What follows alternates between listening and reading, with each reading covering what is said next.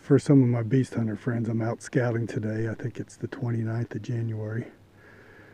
And I just want to reemphasize one of the things that I've heard said, and I repeat on the beast site. You have to take what Dan teaches us and apply it to where you're hunting. For instance, I have no cattails. What I do have is I have fields of this tall Johnson grass that's 4 or 5 foot high in some places. This is as low as this will get. This is January.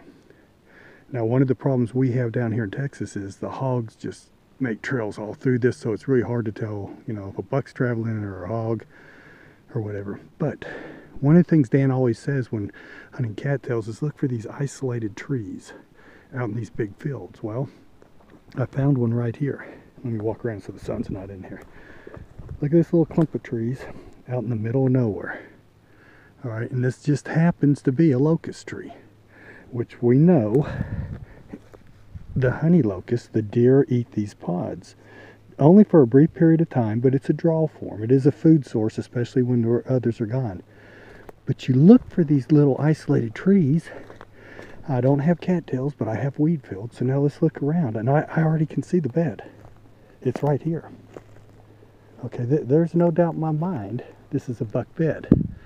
And you can get down here and kind of see what he's going to be able to see from this bed with the wind coming back this way. Now, I'll tell you what I love about this spot.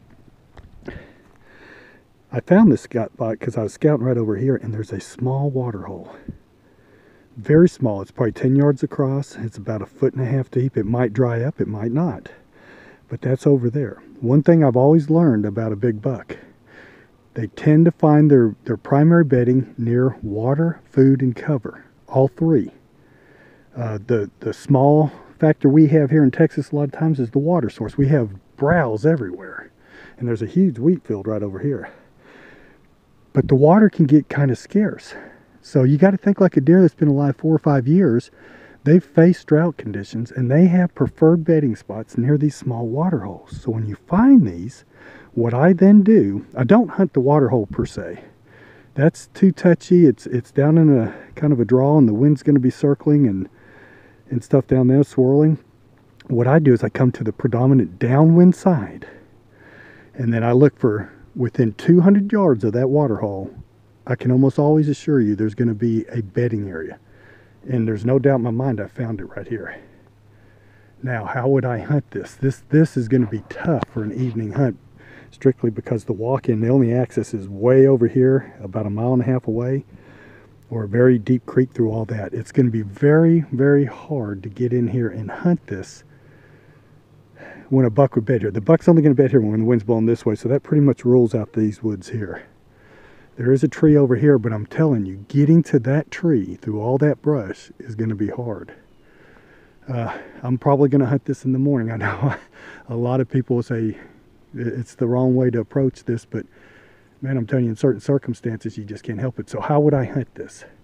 I'm going to look downwind of this because I know a big buck is not going to just walk in here during daylight hours without Jay hooking this. He is going to check this wind. So I'm going to walk over this way. And I guarantee you within 50, 60 yards of this, we're going to find a trail that's going to be paralleling this. And I'm already finding it. It's right here. Look right here. Now this is actually leading out. There's one here. There's another one right there. So this might be a possible evening setup if I can get in on this. But you can see right here, this is one of his trails. Let's see if we see any tracks in any of the dirt. There's one right there. I don't know if you can see it. It's probably about a 3-finger track. Definitely an exit trail. I'm guessing this is not his J-hook trail because I know how the wind blows here. So in the morning, here's what I think he's going to do. Because this is so open, he's probably going to come into this before daylight, 90% of the time. He's going to cross. Here it is right here. Look right here. Boy, I wish that sun wasn't so bad. Here's the trail right here. I mean, I can see it. It's falling right here. This is definitely going downwind of that bedding area. Look at this. What do we find right here? A road right there. Here's his entrance. This is a classic J-hook. a 3.5-year-old buck, I mean, he don't think about this. He's not like, how do I outsmart these humans? This is just their nature.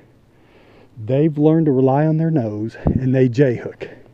The bed was right over there. Here's his entry. So how would I hunt this in the morning? Boy, there is no good trees anywhere closest. My guess is he's probably following this edge, or I can kind of see a little shift in the terrain where he might be bedding through there. If I was going to hunt this, I would hunt it with a ground blind here in the morning. An evening setup, I'd probably do the same thing at this point. You're just not going to be able to hunt around that lake on the other side. The wind's going to screw you up every time. So he's coming out in the evening and hitting this brush. I'm going to go scout this area and we'll see what we find. But, you know, I want to highlight some of these J-hook patterns in the morning, because so many people think you can't hunt these big bucks in the morning, and you can. But it's very precise. You have to be able to get in and get out without detection. Now, they're going to pick up your ground scent. I'm not saying that, but you don't want to continuously bust this out. So I'll probably hunt this maybe once or twice during a whole season. And I'm probably going to set up, there might possibly be a tree I can put in, maybe a ladder stand or something over here, but this is where I'm leaning to. I think I could get into that, cutting through that brush, and get into that without spooking him here. Let's go over there and see what we find.